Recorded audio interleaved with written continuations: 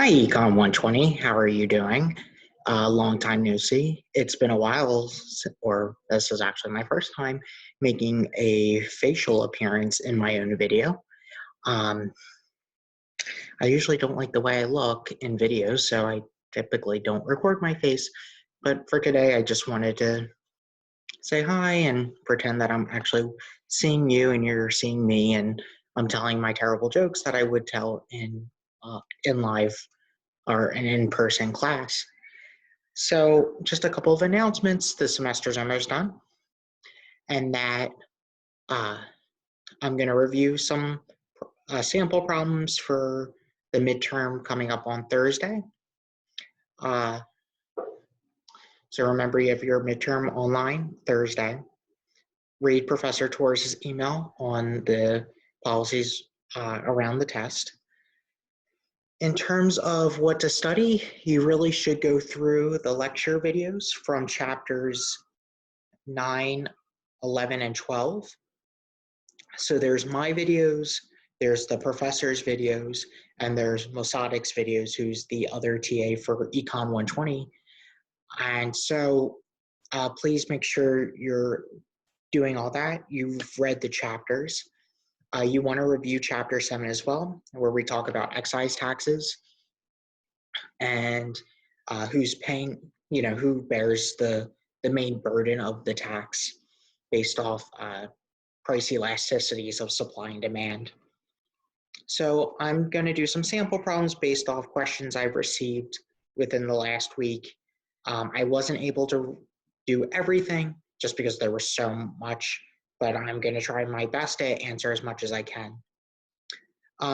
Someone asked me to review quizzes 3 and 4. I'm not going to do that in this video. That's been done by the other TA. So please check out his videos. I posted the solutions to the 2 quizzes that are on this midterm, the material for this midterm. Sorry, I'm just fixing myself. And so you should go through them, make sure you know that content relatively well. More importantly, make sure you've read the book. That's a good place to start. And if you have any other questions, I'll have office hours on Wednesday. Okay. I just wanted to give a shout out for a moment because I have subscribers on YouTube. So people have been so bored, they've been watching my YouTube videos on economics. And for that, I say, grazie. A special shout out to my friend Anthonique, because she was someone I was in my master's program with, and she subscribed and she's been watching some of the videos. So shout out to you, Anthonique. Shout out to all my Econ 120 kiddies, and I'm so proud of you, and keep up the good work. We're almost done the semester. You're all going to do great. And yeah, so we're going to get right into it. Okay, great. So let's review some stuff on excise taxes and its effect on market equilibrium and total surplus. So we're given that the demand and supply for soft drinks is given by Q equals 20 minus P and Q equals 3P respectively. And let's first solve for market equilibrium. So I'm going to do is draw a graph real fast.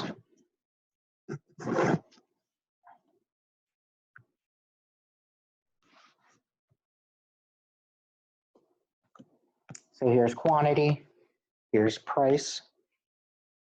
Supply is going to look something like this. Demand looks something like that. They intersect here.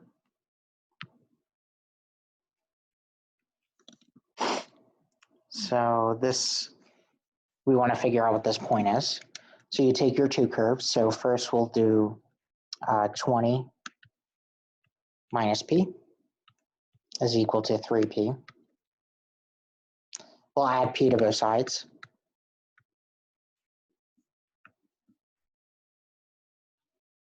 And you get 20 is equal to 4P. And so divide both sides by 4.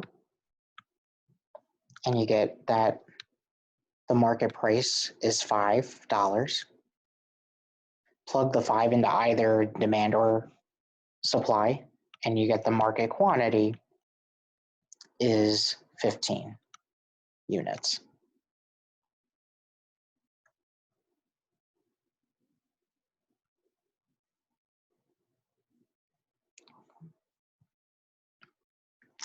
So then this is 15. This is 5. And remember, assuming there's no price floor ceilings, we haven't introduced a tax yet, that here at the market equilibrium point, you've reached your optimal consumer surplus, which is this upper triangle, and your optimal producer surplus. Okay?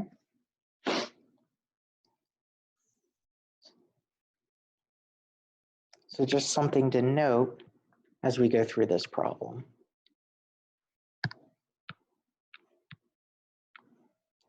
So we're given that. Now, given that we have this per unit tax of $4, we're going to assume this is an excise tax.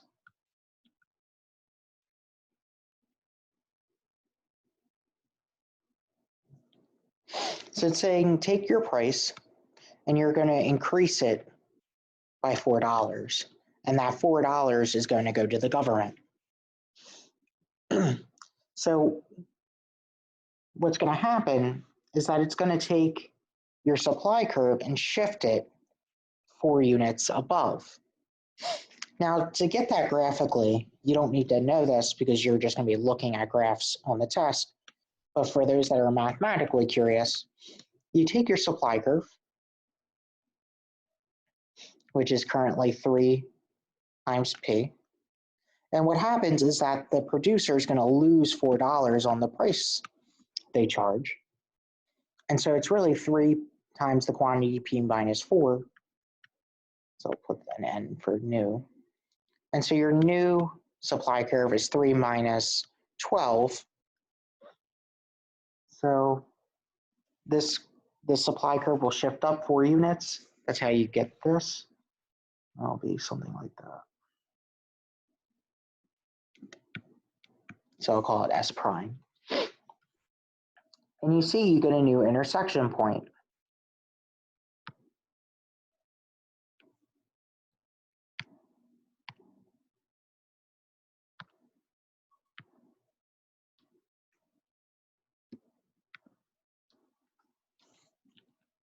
So let's see what this new intersection point is.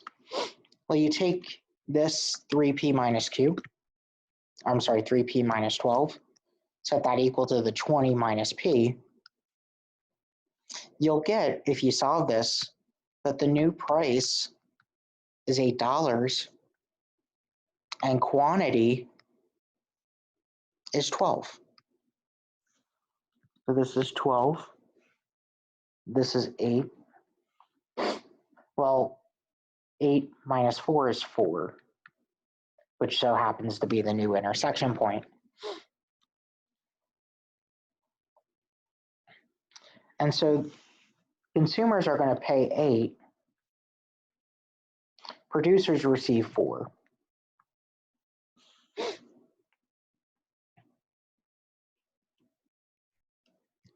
So I want to make sure we're solving. So we solved for the new quantity. We solved for the net price sellers will receive and what the consumers are going to pay. Now let's figure out what the government tax revenue is. So graphically, because you all know I love my geometry, it's going to be this blue box.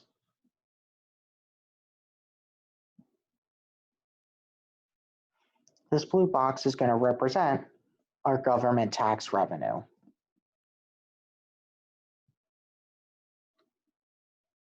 Okay.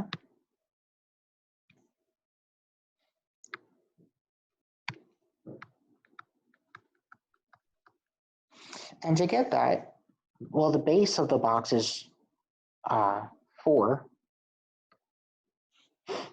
And the height is 12. And so it's 4 times 12, and you get 48 is the total tax revenue. Okay. Then something to really pay attention to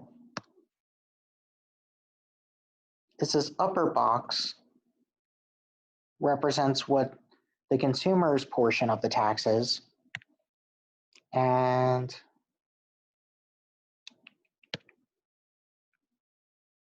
this lower box represents what the producer is going to be providing. So this upper box is called the consumer tax incidence, and the lower box is the producer tax incidence. So to get each of the incidences, you just take the area. Well, this box is 3.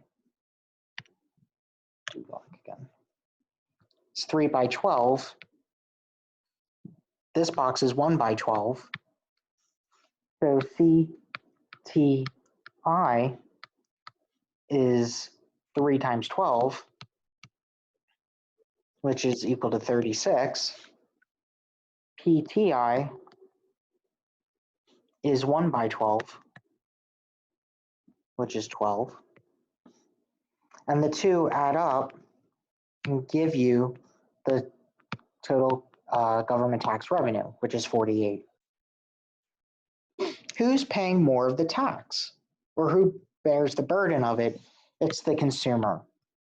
And why is that? Notice that the demand curve seems steeper than the supply curve. Well, here the producers seem to be more price elastic than the consumer side. So they're more sensitive to price. And so they're going to take the tax and put it onto the consumer because they're not as price sensitive. So the more elastic one of the sides of the market is, well, they're going to take on less of the tax burden. And you can try the examples up here. So these things I'm going to let you do on your own. Do it yourself. Okay? And as you're solving these, you can ask me for help. But I'm going to leave these for you. So whatever these things are, you'll either take a change in quantity demanded or quantity supplied, and then just use one of these things up here. Okay? So far we've found this, we found that. It wants us to calculate the dead weight loss from the resulting taxation and point out the portions of the dead weight loss belonging to each party. So dead weight loss is this triangle here that I'm shading around. The triangle has a base of 4, we can see it from here, and a height of 3.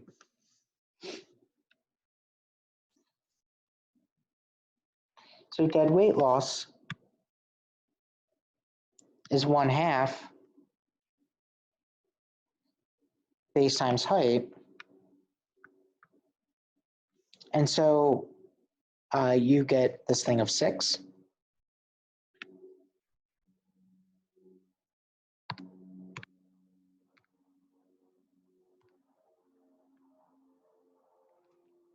Notice this green triangle represents the dead weight loss from the consumption side, the consumer side, and this lower triangle represents the dead weight loss borne by the producer.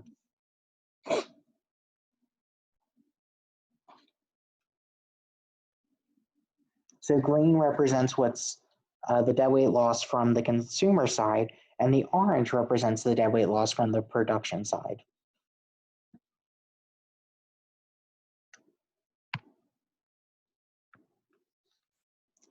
What fraction of economic incidence of the tax is borne by the consumers. Well, to get that, you see how I calculated the CTI and the PTI? To get the percentage of the tax borne by the consumer, you take the CTI divided by the total government tax revenue. Well, this is 36 over 48. That simplifies to what? 3/4. So 75% of the tax is borne onto the consumer, leaving the other 25% onto the production side.